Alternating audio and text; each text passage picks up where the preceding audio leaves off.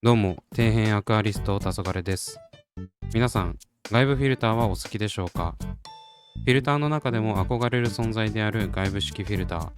商品単価が高いため、なかなか新商品が出ないんですが、今回はあの寿からめちゃくちゃ気になる外部フィルターが登場しましたので購入してきました。自分の場合、気になる製品でなければ外部フィルターの新作であろうとスルーするんですが、水草水槽をやっている身としては面白い画期的な機能が盛り込まれていたので黙っていられませんでした。というわけで今回はそんな出来たてほやほやの新商品を紹介していくとともに徹底的に分かりやすくレビューしていきます。いつも通り全ての機能の解説から水流や気になる静音性、新機能の構造なども丸裸にしますので、ぜひ最後まで見てやってください。それでは早速今回紹介する外部フィルターをお見せしていきます。それがこちら、寿パワーボックス V900。 価格はチャーム本店で現在19,000円。こちらは以前から販売されていた SV シリーズの後継機的なフィルターになっています。形状が結構似ているので、おそらくこれが正当な進化系だとは思うんですが、実はこの一つ前にパワーボックスコアという外部も出してたりします。あんまり話題に上がらないフィルターなんですが、過去に動画で紹介してるんで見てやってください。本作のパワーボックス V シリーズは900、1200、1500という3つの大きさが展開されており、900は60から90センチ用、1200は75から120センチ用、1500は120から150センチ用と、対応する水槽のマックスサイズを基準にナンバリングされているため分かりやすいです。過去作の SV シリーズは水槽サイズとナンバリングの数字がいまいち分かりづらかったので、ここら辺も地味にいいところ。ちなみに自分が購入した時点では9980円だったので、なぜか920円ほど値上がりしてます。結構売れてるのかもしれませんね。というか、これだけ購入したら箱のまま梱包なしで送られてきてびっくりしました。最小サイズがこの V900 ということで、60センチ規格水槽以上が対象となるシリーズです。スペックは幅18センチ、奥行き25センチ、高さ 39.5 センチ、消費電力 50Hz 帯で 6W、60Hz 帯で 8W、流量 50Hz 帯で420リットル毎時、60Hz 帯で510リットル毎時となっています。相変わらずヘルツ帯で流量が結構変わってくる印象ですが、60から90センチ水槽用にしては割と控えめな流量だと思います。参考程度に60センチ水槽定番の エーハイムクラシックフィルター2213は 50Hz 帯で440リットル毎時、60Hz 帯で500リットル毎時となっています。関東圏では V900 の方が弱く、関西圏では強くなるのが面白いですね。それでは早速開封していきます。直接送られてきたから開封場所にもテープ貼ってて地味にめんどくさかったです。まず最初に出てきたのは蓋兼注意書きの書かれた箱の一部。だいたい文句言われそうなやつを詰め込んだ感じですね。外部フィルターは理解してないとトラブル頻発するんで、この手の問い合わせが多いのかもしれません。続いて出てきたのは説明書。しっかりと分かりやすく図解されててとても好印象。活字アレルギーの自分でもスラスラと読めました。ちなみにこちらは保証書も兼ねているのでなくさないようにしましょう。続いて出てきたのは本体。パワーボックスシリーズ定番のごつさがあるんですが、思った以上に大きくはなかったです。外観は黒を基調としており、前モデルの SV の赤黒から青黒に変更したようです。続いて出てきたのはホースタップユニット。これは本体から取り外しが可能なので、ホースを引き抜かなくても給排水パイプのメンテナンスができます。もともと SV シリーズは給排水側が取り外せるようになっていたんですが、独立していたため一つずつ外すことができていました。今回の V シリーズでは給排水が一体化しているテトラの VX シリーズと似ています。続いて出てきたのはこちらのキスゴム。これ長さがあるんで結構扱いづらいんですよね。ホースの硬さによって暴れ方が変わるため、あまりいい印象はありません。まあこの長さがないと取り付けられない形状なんで致し方ありませんが。続いて出てきたのはこちら、ホースです。こちらは内径 16mm のホースとなっており、60センチ規格水槽用の外部フィルターでよく使われている内径 12mm のホースよりも一回り大きいです。もし違うホースを購入したり、ガラスパイプを使用したりする場合は、径を間違えないように気をつけてください。今回の V900 は前作の SV シリーズと違い、給排水のパイプ径に違いはありません。続いて出てきたのはこちらのシャワーパイプ。1本18センチのものが4本入っています。続いてはこちらのストレーナー。径が太いだけあってストレーナーもでかいです。次に給水パイプ。そして排水パイプ。排水パイプの方はシャワーパイプを取り付けるために先端がくの字に曲がってます。最後はこちらのディフューザー。先ほどお見せしたシャワーパイプを使用しない場合はこちらを取り付けることができます。それでは付属品をすべて見ていったので、組み立てていきつつ本体を見ていきましょう。まず最初に取り付けるのはこちらのホースタップユニット。これを着脱することで給排水パイプを本体から切り離すことができます。真ん中にはなぜか2つの黒と青のレバーがついているんですが、黒いレバーは着脱する際のロックに使用し、青のレバーは水流開閉としての機能があります。とてつもなく分かりづらくて申し訳ないんですが、このように青レバーを手前に倒すと弁が回転し、完全に水流をシャットアウトします。奥に押し込むとしっかり通水する形です。取り付け方は簡単で、黒レバーを手前に倒した状態からしっかりと奥側に倒すことでロックされます。この時地味に考えられてるなって思ったのは、黒レバーを手前に倒すときは青レバーも一緒に手前に倒れるので、外すときに確実に弁が閉まって水漏れを防げるところです。この2つが独立していると着脱するときに水がダバーとなる可能性もありますからね。続いてはモーターヘッドの中身を見ていくために本体から外していきます。とその前に、このフィルターの電源コードはこんな感じでめちゃくちゃしなやかで扱いやすいです。これ地味なんですが個人的には重要なポイントなんでプラス10点。エーハイムのは硬いから取り回しがしにくいんですよね。話が脱線しましたが、モーターヘッドを外す際はこのように左右のレバー部分を倒します。両方倒した後は前後の大きなクリップ部分を下から上に引き上げることによって完全にロックが解除されます。開けると中には SV シリーズから変わらないクソデカモーターヘッドが登場します。ここは変わってなくて逆に安心しました。そしてモーター部分を詳しく見てみるとこんな感じになってます。エアーチューブがついているのも気になりますが、めちゃくちゃ驚いたのはインペラ部分がネジ止めされているところです。まさかインペラを取り出すのにドライバーが必要になるんじゃないかと思って説明書を読んでみたらその通りで、プラスドライバーを使うことでインペラにアクセスすることができます。このネジ止めの理由が書いていないかと思ったんですが、ネジに言及はされておらず、自分なりに説明書を読み解くと、モーターヘッドとインペラの取り付け部分をしっかり固定することによって駆動性を高めているのではないかと推察します。確かに他の外部フィルターはインペラ周りがぐらつくイメージがあるので、これだけしっかり固定されていれば安定した稼働が実現できているのかもしれません。正直ここは好みが分かれるところだとは思いますが、少なくともインペラを掃除するようなまめな人はそこまで気にならないのではないでしょうか。そもそもモーターヘッドを開けてメンテナンスすること自体がめんどくさいですからね。ちなみに隣のエアチューブは手で取り外し可能です。ネジを2本取ってカバーを外すとようやくインペラとご対面。結構大きめの6枚羽のインペラが入ってました。ちなみにこの V シリーズは海水でも使用できるようで、理由がこのインペラのシャフトがセラミックになっているからだそうです。他メーカーのは違うんですかね。続いてモーターヘッドの上部分に注目します。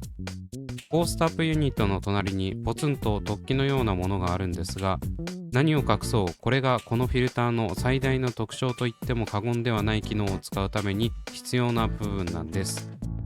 青色のキャップはこのように回さずに引き抜くだけで外すことができます。そしてその中にはさらにゴム製の線がついていました。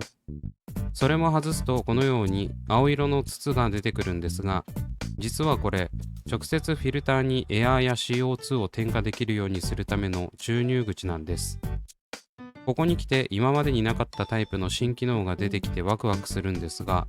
自分がこの外部フィルターをレビューしようと思ったのも、この直接添加できるシステムが気になったからなんです。通常エアーや CO2 を添加する際はディフューザーといって水槽内に別途機材を入れる必要があるんですが、フィルターに直接添加する方式であれば他の機材は必要ありません。エアーも CO2 もこの直接添加方式、いわゆるインライン化をする場合には給排水側に別途専用の接続パーツが必要になるため、費用的にも難しいんですよね。あと純粋にホースの中継地点に添加パーツを取り付けるためメンテナンスがやりづらくなります。インライン化は水槽内もすっきりしますし、自分も大好きなんですが、そういった費用面を考えると二の足を踏んでしまいます。しかしこの V シリーズではそもそも外部フィルターに直接添加する機能がついているため、別途費用がかからずメンテナンス性も落ちません。また直接添加には他にも利点があって、エアーであれば通常のエアーストーンを使用したエアレーションよりも泡が弾けた時の飛沫も優しくなると思います。そして CO2 を添加する場合は添加効率が上がります。これはディフューザーによっては変わってくるかもしれませんが、基本水流に乗せて添加した方が効率はいいと思ってもらって構いません。これが先ほどのインペラカバーについていたエアチューブの正体で、この上の接続部分から添加したエアーや CO2 がそこを通って排水側に排出される仕組みです。そしてこの外部フィルターにはもう一つ他のフィルターにはない機能があるんですが、それがこちらのカバーを外した中に隠されています。外してみると中にはゴム製のキスゴムのような部品がついています。それを外してみるとこのように中には棒がついており、周りは円柱状の空洞です。これが何なのかというと、モーターヘッド上部の蓋を開けると出てくるこの呼び水レバーの中身なんです。このレバーを引き上げることで呼び水が簡単にできるようになってます。構造としては至ってシンプルで、先ほどのレバー部分を上に引き上げることによってこのラバー製のカバーが中の空洞を塞ぎつつ上に上がっていき、フィルター内に陰圧を生み、結果的にパイプから水が流れてくるという方式です。もともと呼び水ボタンは他の外部フィルターにもありましたが、このように取っ手を引っ張ってするギミックは初めてなので面白いですね。これに関してはどれだけ有用なのかを後ほど実際にやってみます。ちなみに呼び水レバーの隣には意味深なキャップがあり、取り外しが可能になっているんですが、中はただの空洞です。説明書にも日本仕様では使用しませんとしか書いていなかったんですが、これはおそらくヒーターを入れるためのやつですね。確かオアーゼかどこかが出している外部フィルターもビルトインヒーターが搭載されたものがあったんですが、日本の法律上そういった製品は扱えないらしく、販売された時はそこの機能だけ潰されて販売されてるんです。正直エアー CO2 直接添加と合わせてヒーターもフィルター内に収められたらマジで最強の外部フィルターになるのに、法律のせいでもったいないなと感じますね。こればっかりは仕方ないんでしょうけど。新しい機能が満載でどのような構造になっているのかの説明が長くなってしまったんですが、最後にフィルターの中を見ていきます。一番上には天板がついており、その下には露材バスケットがこのように3段入っています。ろ過槽内は結構透けているグレー仕様です。ただバスケットが不透明の黒なんで露材の状態は外からは見えません。そしてこの露材バスケットは連結することが可能で、この前後の留め具を外すことで着脱が可能です。これのおかげで一緒にろ過槽内から3つのバスケットを引き出すことができ、一段一段に邪魔な取っ手を取り付けなくて済むようになってます。一番上には活性炭が入っていて、2段目にはウールマット、3段目には粗めのスポンジマットが付属していました。正直これだけでは心もとないので、別途露材は購入を検討した方が良さそうです。ちなみに活性炭はこんな感じで、円柱状のつぶつぶみたいなやつが無数に入ってます。これめちゃくちゃ水黒くなるんで、使用する際は必ず水でしっかりとすすいでからセットするようにしましょう。そして他の外部フィルターにも当てはまることなんですが、給排水どちらもフィルター上部にある関係上、一度上から吸った水を下段まで流し込み、そこから再度ろ過槽を通しつつ上に水を送るという機構になっています。結果的に下に落とすための給水側の水が通るパイプが必要になってくるため、このようにバスケットにデカデカと穴が開いているようになってるんです。個人的にはこの機構が好きじゃなくてエーハイムを愛用しているんですが、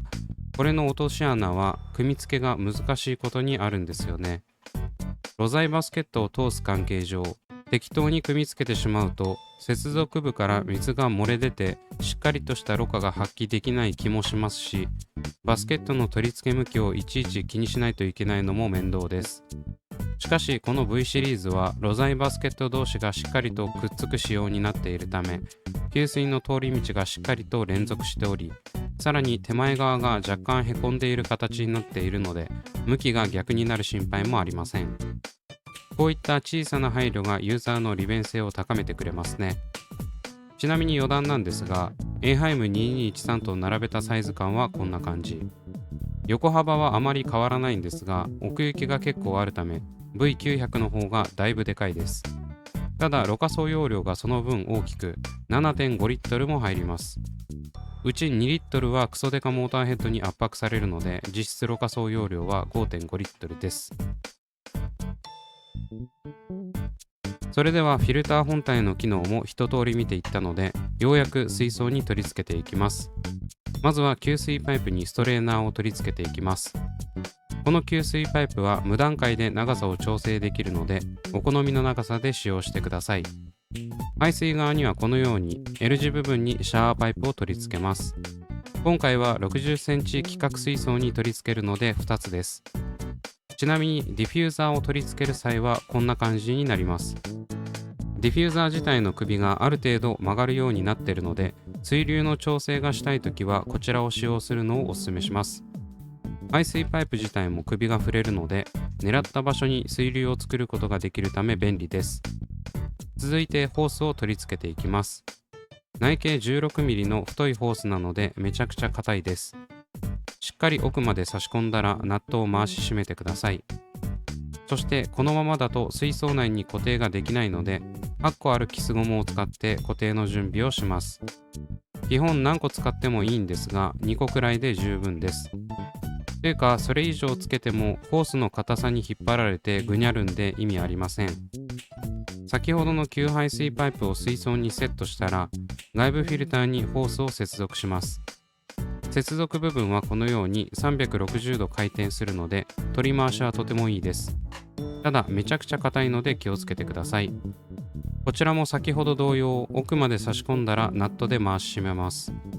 セットした状態がこちら。ライトスクリーンがあるため若干浮いてますが、暗めのグレーなのでそこまで異物感はありません。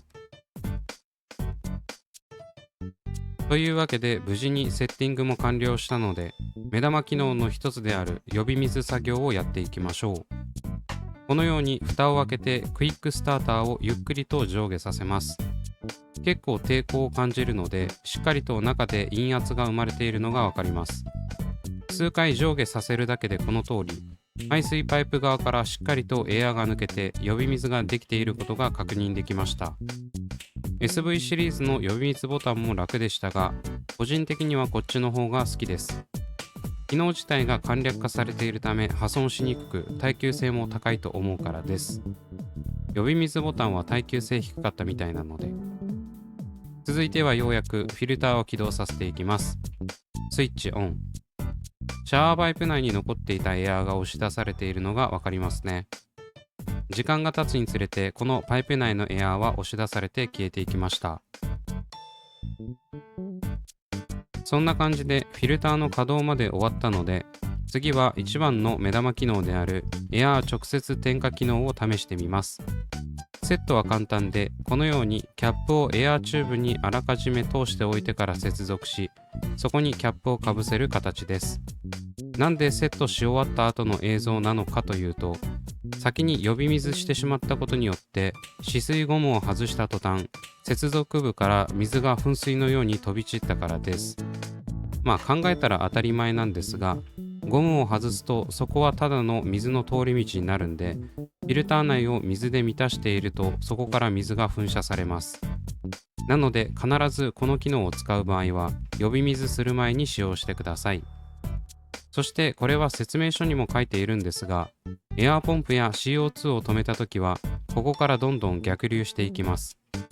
本来であればフィルターよりも上にしておけばエアーポンプまで到達しなさそうなんですが、フィルターが稼働しているためぐんぐんと逆流していき、ポンプまで水が入ってしまいました。映像のようにステンレスの逆流防止弁をつけていたんですが、この逆止弁が使えなくなっていたのか意味がありません。他のエアー用の逆止弁に変えたら大丈夫だったので、皆さんも気をつけましょう。というわけで、このエアー直接点火機能を利用した状態がこちら。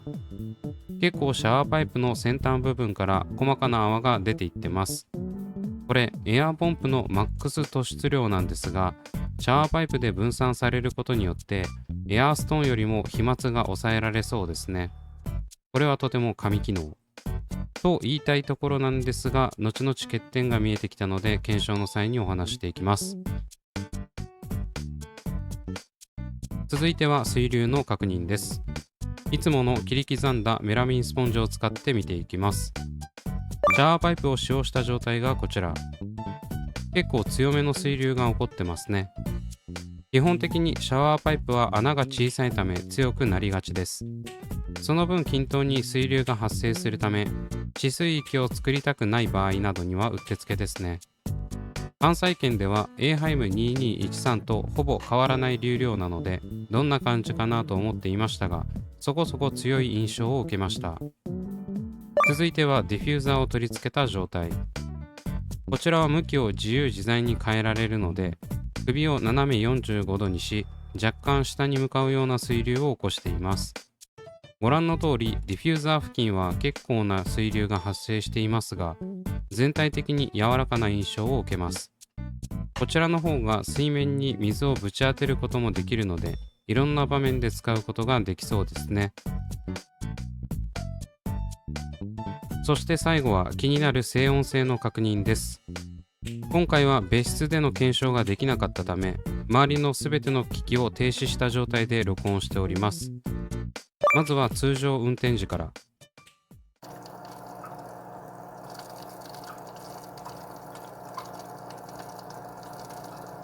だいぶ静かです。どうしてもエアーが抜けきらなくてエア紙のような音が聞こえるんですが、稼働音自体は聞き耳を立てないと聞こえないレベル。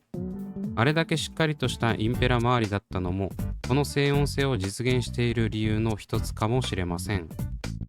ということで、通常利用時は文句なしの静音性でした。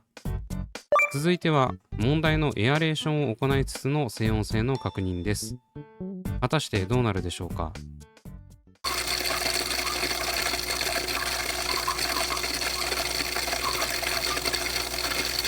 めちゃくちゃうるさいです。エアレーションしてるんだから音がうるさくなるのは当たり前なんですが、この音の種類が個人的に問題で、よくある外部フィルターががっつりエア紙した音と酷似してるんですよね。自分はこの音が結構苦手で、単純なエアレーションによる騒音よりも一段階上の不快感を感じるため、これは受け付けませんでした。ただエアの量を減らせばだいぶ音は軽減されたので、そこら辺は工夫の余地があります。それでもエアレーションを直接点火でしたい人って、できるだけしっかり酸素供給したいと思ってる方だと思うので、絞らないとこの不快な音が出るのはやはりマイナスポイント。先ほどお見せした通り、インペラの窓なりにエアチューブがあるせいで、おそらくインペラがエアーを噛んでいるんだと思うんですよね。もう少しエアーをインペラより上に転化できるようにできればまた違ったのかもしれません。ちなみに CO2 転化をする場合はこの音はしないので安心してください。というわけでいかがだったでしょうか。あまりにも語ることが多くて原稿だけでも動画2本分以上、撮影や編集は3倍くらいの労力になってしまいましたが、自分の納得がいく内容でまとめられたと思います。今回のパワーボックス V900 は2つの大きな新機能が盛り込まれており、自分としても動画を作っていてとても面白かったです。ただ蓋を開けてみると基本的に単純な構造をしていたため、エアー CO2 直接転化に関しても溶解度を上げるような機能はありませんでした。その分複雑な機構ではないため耐久性はそこそこあると思います。複雑な機能を増やせばいいというわけではないので、そこら辺を天秤にかけた結果あの形になったんだと感じました。いろいろ言いましたが、外部フィルターに直接エアーや CO2 を添加できるのは考えもしなかった機能であり、実用性としても申し分ありません。取り付け時の注意や音の欠点などはありますが、十分に使える機能なので、今回の動画を見て良さそうと思った方は、概要欄のリンクから商品を見てみてください。これからもできるだけわかりやすくレビュー動画を出していきますので、応援のほどよろしくお願いします。というわけで今回はここまで。